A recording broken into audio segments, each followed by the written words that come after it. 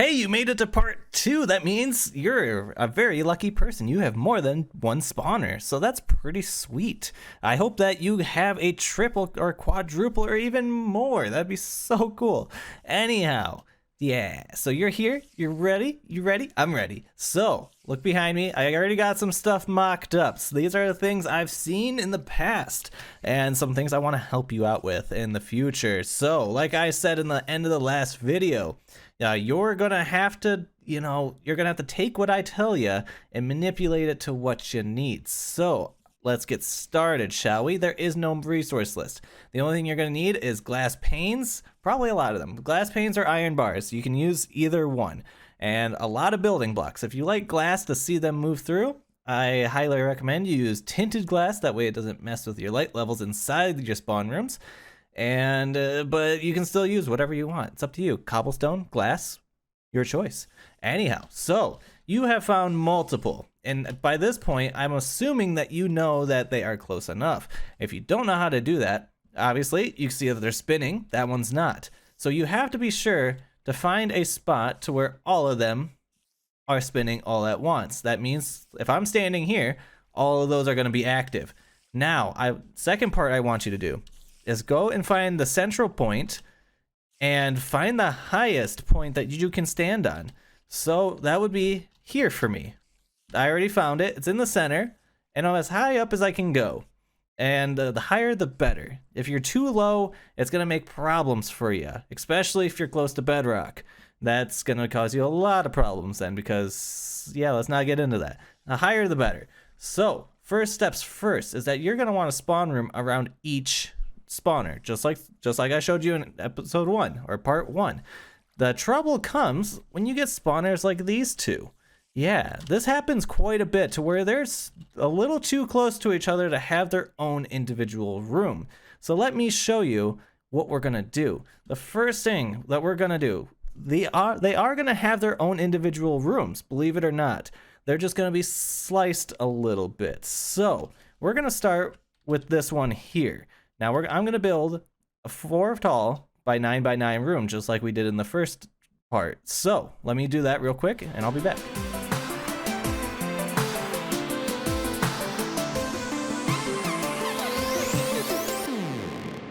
All right, so now that I got it kind of mocked up, you'd be clearing your room out, in a 9 by 9 by 4 fashion.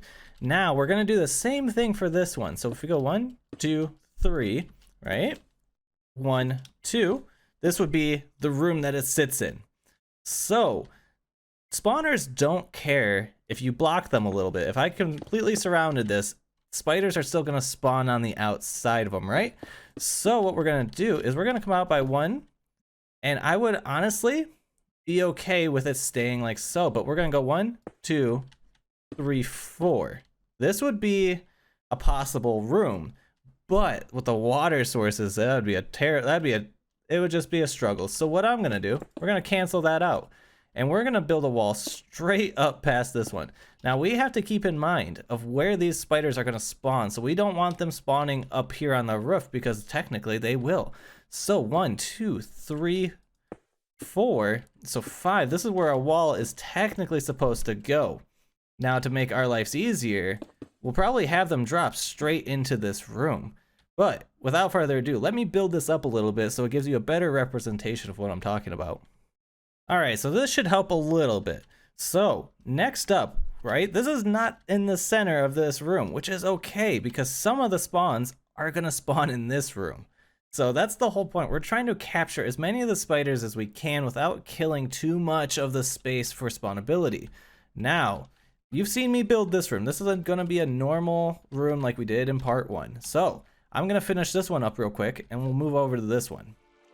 All right, so I got this one all built up. It looks great, doesn't it? So next up, we're gonna have to deal with this one. This is gonna be the awkward one. So we already know that the spawn radius is over here, it's up to here, and we can cap it out just like so if I squared all this off. Now, but we gotta be concerned is about these spaces. So 1, 2, 3, 4. So up to here, right, is spawnable. So just one layer of this is spawnable. there's two ways that we can go about this, and this is the way I'm gonna go about this. So you can either fill all this in, and there's not a spawnable space anymore, or you could keep it open. I'm gonna keep it open because that's it's not the easiest decision. So what I'm gonna do is I'm gonna blow open the ceiling, just a strip of 3 right here, and we're gonna bring it back all the way, just like so. Now I'm gonna still keep my lanterns in that spot, right? Except we're just gonna go like this, put another lantern. I'm just gonna have to build it up and just move my stuff around a little bit. It's still in the same spot, and if it doesn't stop your spawns, you'll have to just move it somewhere else. Honestly, it's not the end of the world. You can do this, I promise. We can go like so.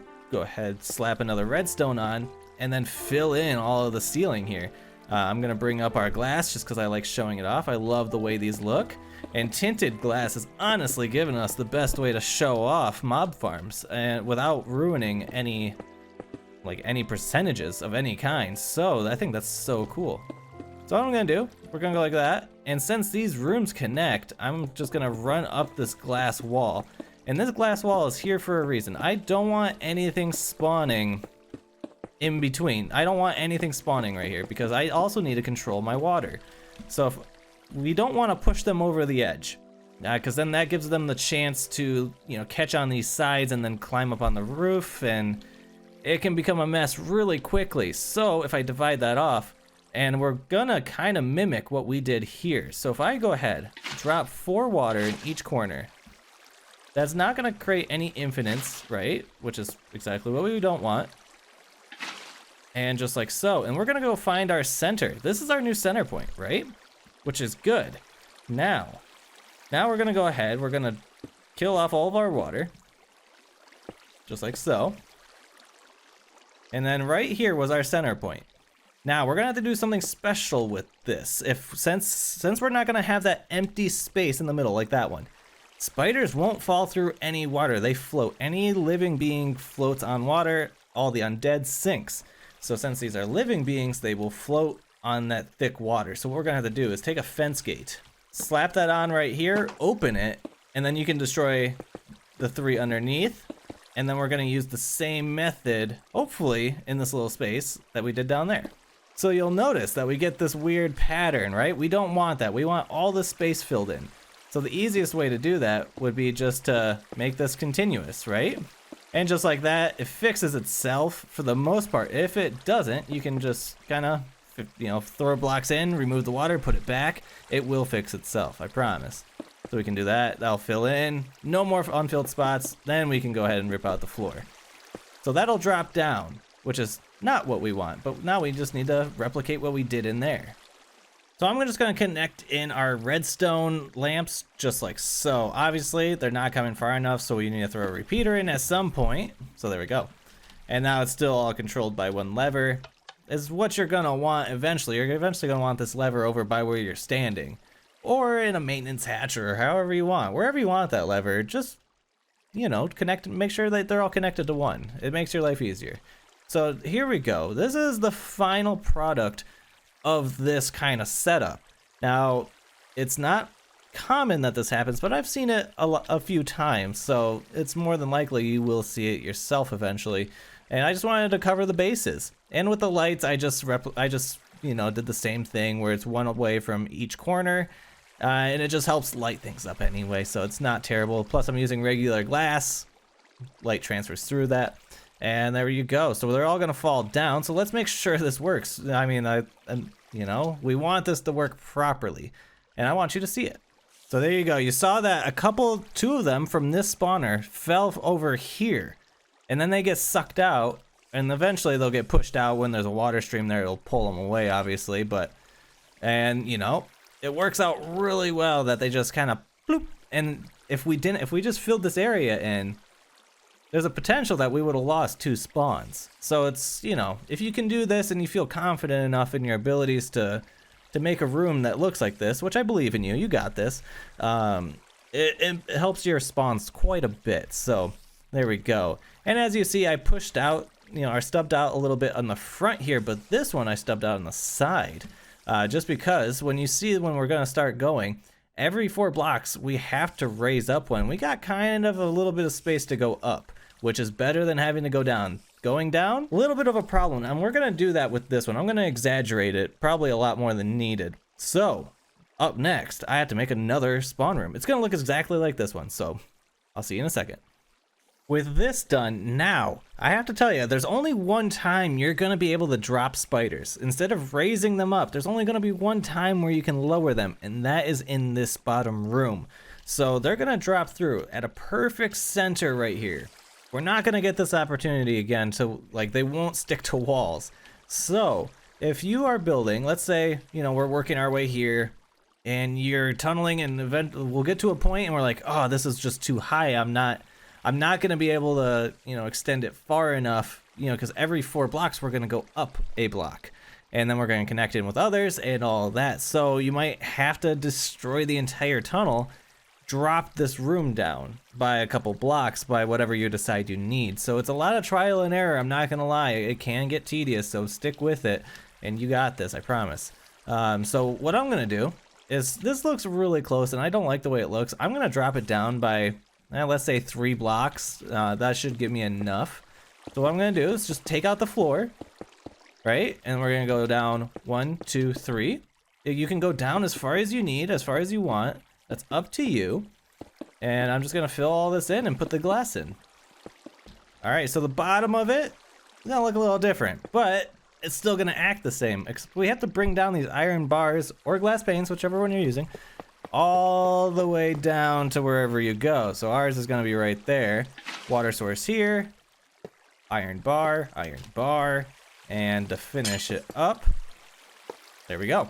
So that's how you drop it. And then you can go down as far as you need it, because they've already spawned. And as long as they don't go out a render distance of, you know, however, I couldn't even tell you how far that is, for, you know, how the length of which, you know, they'll stop moving and water stops pushing. So they've already spawned, so you got quite a ways. And, you know, that the spawning is the only part that matters. The tunneling can go out of range of our spawners, so it's all good. And so we got one there. I'm gonna destroy the spawn room on this one, and so we got one there, we got one over there, and one right there. So we got our 4 rooms done. Now comes the fun part, is connecting them together.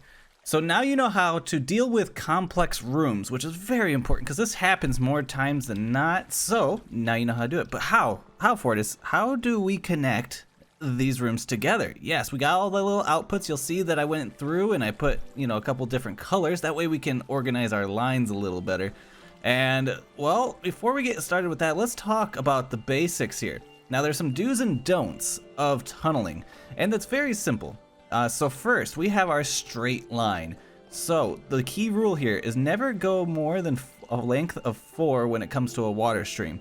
So we have 1, 2, 3, 4 iron bar, and then that's how we go up, and then we'll continue on. We can never go down. That's why it's important that if we want to go down, this room here has to be dropped just like we did over there, right? So that's the only time you can go down with this system. I've tried other stuff. It kind of works, but it's not foolproof, and it's just not great. So drop down as far as you need. From here, it's going to take some trial and error. You're probably going to see me do that with these. But anyhow, so we got our flow of 4, iron bar, and then an iron bar to up 1 and to the right. So that way we have a full space right here for the spiders to go through, and they'll go up. And you can also do it in a length of 2 and a length of 3, never a length of 1. So a max of 4, minimum of 2. That is kind of limiting in a way, but these are options. These are great options to have. So if we take a look, I'm just going to drop a spider through each of these. That way you can see what's going on. You'll see that he rises up, then they go up all the way to, well, where I considered the end. Next up is turns. We're going to want to turn. Straight lines are great. Straight lines are easy. But eventually we're going to have to, you know, maneuver them somewhere else in a different line. So this is a don't. Do not do this. So you'll see that the line goes 1, 2, 3, 4, which is great. But then we go up, and then into another water stream, and that diverts into a 90-degree angle. It looks great. It sounds like it should work, right? Let's take a look. Let's see what happens. So it goes along the line, and then kind of moves here. They kind of naturally swim off because it's technically drowning. But see how slow that was? That wasn't awesome, and sometimes they do stick there for over a minute easily, if not drown there. So, you know, they will get stuck here. Some of them move on like that one, some of them do not. The proper and the best way to do a turn is something like this, where we have 1, 2, 3, 4. We have our line. It can be shorter. I'm just emphasizing, don't go over 4. So they will go along the line, they'll go up, and then one more block, because now they're in the full space and being pushed. That one, they're kind of stuck in like a half space. They have space to stick. So this allows the water to push them into something that's actually moving. That is a solid block, and when they get into it, it's not really forceful. So this really pushes them through. Let's take a look. So he moves along, kind of glides, and then just hits that corner and continues on. It's much faster, much smoother. And we're doing an XP farm, so we want efficiency, right? Now, we're gonna have multiple lines, right? So eventually we're gonna need to converge them into one. And the important thing with this is that there's really one way to do it, and it's not this one. This is the don't. So you'll notice we have 2 lines that converge all the way up to here. Let's take a look. Let me cut this out. So we have 2 lines that converge onto one iron bar that would be pushing up. This gives us the same problem as our turn. Now, the straight line going through will be just fine. The spiders will move with no problem. But we'll have that problem that we did with the don't turn over here. So if we take a look, put the water back, we can go ahead and slap the glass back in, grab our seed, go ahead, slap these 2 spiders in, we'll see what happens. So you see how this one sticks, gets bumped over by these spiders sometimes. And this is when they really stick. That guy is not moving. It's there forever. So this is a don't. Do not do that. Now, the proper way to do it is kind of a little bit trickier. So if we take a look, we have 2 water streams coming into one. Now there's nothing blocking these 2 water streams, but you'll notice that they are the same length. They can be somewhat different. They can be a 4 and a 2 or a 4 and a 3 length, but you really don't want like a 4 and a 2. Let me demonstrate why. So this would be an example of a 4 length and a 3 length, right? It works well. This is fine. This is acceptable. The spiders will be pushed into this block, into the corner, which is what we want. But if we shrink this into a 2 length, well, number one, in making that turn, that's a liable turn, just so you know. It's too long technically, but at least we got the right idea. Anyhow, if we add our 2 length in versus our 4, they will get pushed over to here, and this is not what we want. We don't want spiders being in a stagnant spot. We want them pushed into the corner. So be sure that your lengths are either equal. You can do a 2 and 2. If we go ahead and shrink this one to a 3 and 2, you'll notice we get the same result where it pushes into the corner, which is also fine. And the same thing with a 2 and 2. Can't work because we will make an infinite water source. So keep that in mind. Make sure you are mindful of that. But you'll see that these are a 3 and 3, which is great. It pushes into the corner and we'll continue on. So if we drop spiders in, we got 1, 2.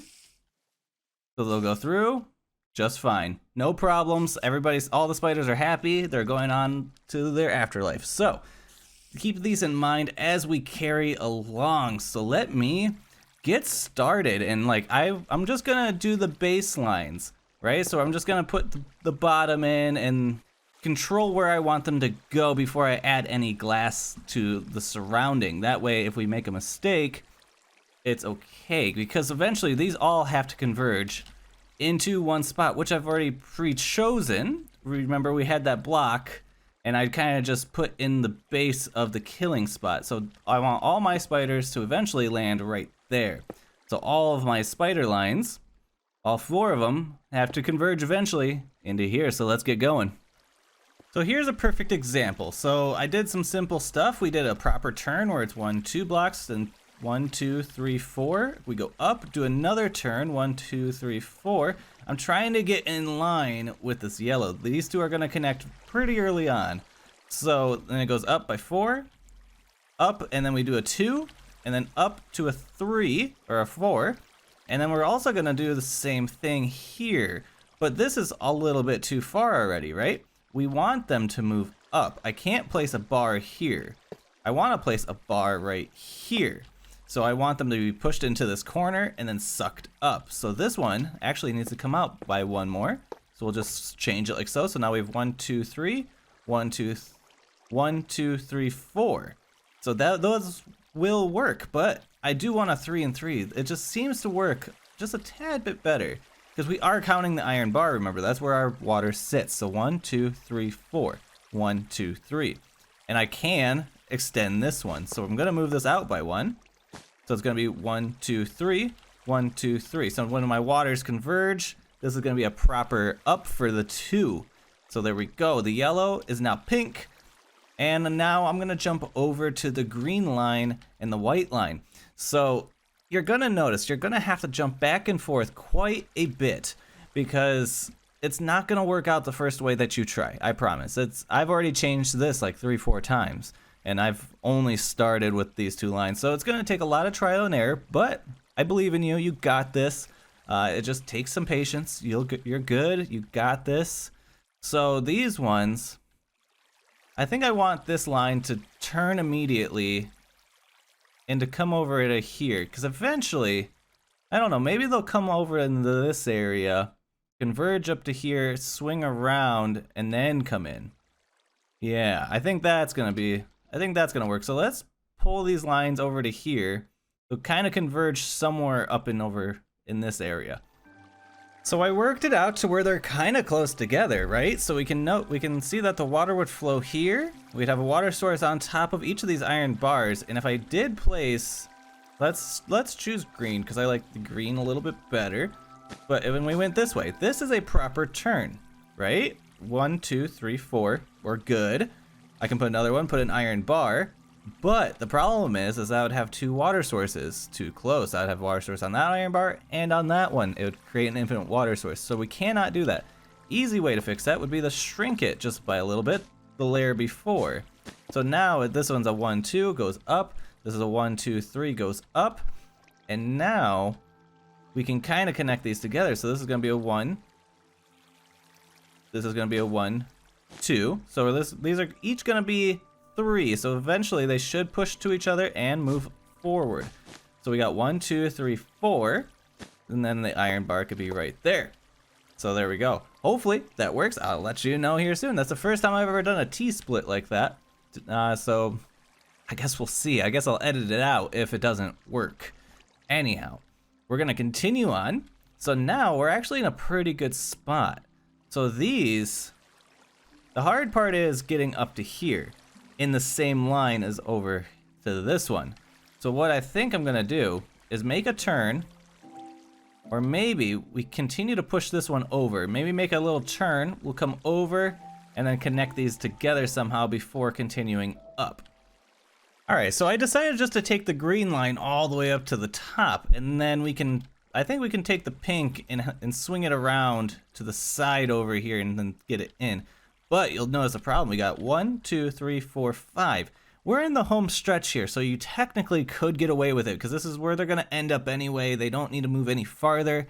They're going to bob up and down in the kill chamber, but I don't like it. I want the 4, so I can shrink this, right? So if we can picture that this whole thing needs to shift in 1. So you'll notice I got a 2, a 2, and a 2. I can't shrink those, but this one could shrink maybe by 1, right?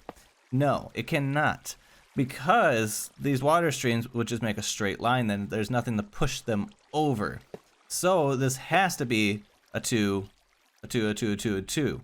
So this is gonna be okay. You can fudge it at the end. Nowhere in the middle though. Just don't go farther than 4 because they'll float on top of the water. That's why you can't go farther than 4. So That's gonna be okay, I promise. Having 5 at the end is totally good because they're gonna sit here and they're gonna climb the wall that we're gonna make anyway. You saw the kill chamber over there, how we did it in part 1, so that's fine. That's okay. If that happens to you, don't stress about it. It's okay. So the next up is this pink line. I have to think about this one. So this is the option that I think we're gonna go with. I could either do one here, or I could do one here.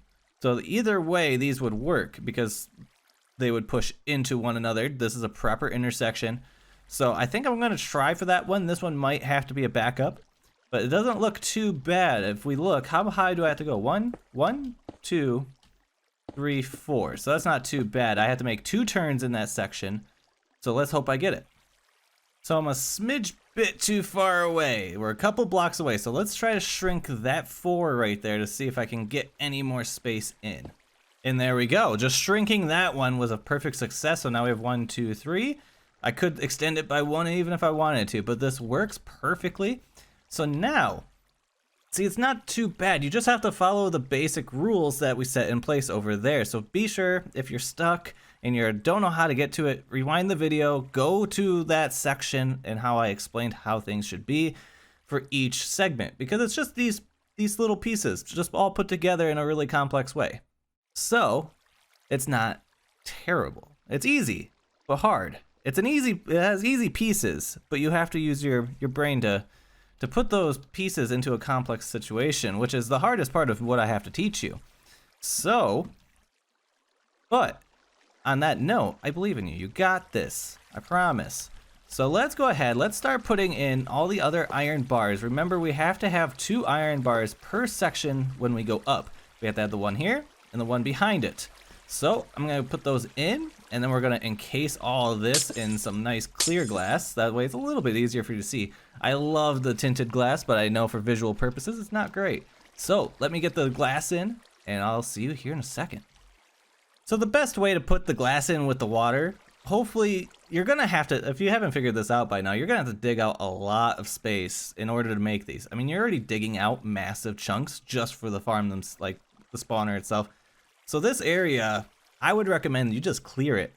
I know it takes time and I know it takes resources, but the easiest way would be to dig out the whole area in your cave system. So, but what you're going to do is we're going to come up right next to this right here. You're going to come over all the way to the next one, right? We're just working our way up, and then you can come in. Since it's nice, the top is open. We're not going to spill everywhere. So then you just slap in your water. You come over to this iron bar right here. 1, 2, 3. And then I'd still need an iron bar right there. So slap that in, and we continue on just like that. Alrighty, so I found a problem in my own building. So you'll see when I put the water in that it only goes 1, 2. It doesn't turn. So if I place that water source up here, they're not gonna climb it. They're gonna get pushed over to here, and they're not gonna be interested over there. So technically this has to be gone, and this has to be like that, but we know that this won't work. Let's give it a shot anyway, just so you can see. I stand corrected. This was a liable solution. So I guess it's always worth trying. So instead of having, if I didn't try this, I would have had to shift everything over by 1. I would have shrunk this one, but I couldn't have, actually. This would have been a process of trying to figure that out. I mean, I could have moved this one over. That wouldn't have been too bad. I would have shrunk that by 1. But in the end, it worked out. So I'm actually very happy about that. Not gonna lie to you, I'm quite thrilled. So we can continue on. Alright, so I made a slight improper turn here, but that's an easy fix. We're just gonna move this to there and replace that, and there we go, proper turn. That was an easy fix. It can get scary sometimes if you're not sure, but this is still a proper turn. We got the 1, 2, 3, that's kind of the minimum. It's either 3 or 4 when it comes to turns. So, but that was an easy fix. Alright, putting in the last blocks, and we're golden. Look at that. All connected up. Now we have to test it out, right? That's why I love the glass. But if you've noticed, I don't put blocks right here on the iron bars. They can't escape right here. Yes, if you get too close and there's a spider there, you're gonna get hit. But if you're doing cobblestone or any other solid block for this, because obviously it's cheaper and this is a ton of glass, the easiest solution is to leave these open. You can leave stuff like that open. That one doesn't need to be there technically. They'll move up and they can't get out of there. So it's not going to affect anything in it, but it gives you visibility at the joints, right? So that's a very important note to have. So let's go ahead, let's test these out.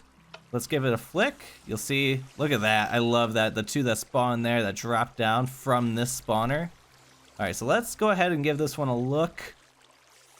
So it moves along nicely. Those guys are going over really well. This one's swimming pretty good. I'm also watching these ones back here. They're moving along very well. Moving on up, moving through life pretty good. Moving. Nice. We're gonna get this on the first try. Heck yeah, that's the fourth. Oh, helps if you cap it off. That's a win in my book still. I'm still happy with that. Makes it in, perfect. Yeah, there we go. Heck yeah. So let me kill these stragglers real quick and we'll test the other ones. Cool, moving through. This T works really well. I'm happy with this. This is the first time I've made one like this, so that is an approved by Fortis Gnome. Let's see here. Yep, you're going well. Everything's golden. Sweet. There's only one more intersection that I have to worry about, which is with this line. So notice that they drop. You'll see that sometimes they'll fight for it, that little center spot, but they do fall through, I do promise, just like so. And then they'll move through. If they do climb the walls, it's perfectly okay. They'll do this sometimes a couple times, I'm not gonna lie to you. But they'll drop back down in that center and then they'll get swooped up under the water. So them climbing the walls has no effect. It might just take them 1 or 2 tries. So this is the intersection I was worried about, but works perfectly. Awesome. There we go. Yeah. Sorry if this was a little bit longer of a video, but it was needed. I needed to show you how to do those complicated rooms. And honestly, this turned out fantastic. Oh, I love spiders so much. But if you guys are having problems, please come join my Discord and I will help you the best I can. If anything, if it's a server, I will hop on there with you and help you, I promise. So, yeah, without further ado, thank you everybody for joining. If you want a third part where I show off that I can do this underground, let me know. If you want to see it, if it helps you in any way, I will do it for you. So just let me know down in the comments. But without further ado, I will let you go. Thank you for joining. If you enjoyed this and you're still here, you should definitely subscribe and leave a like, leave a comment, and all that fun jazz. And I'll catch you guys in the next video. Bye.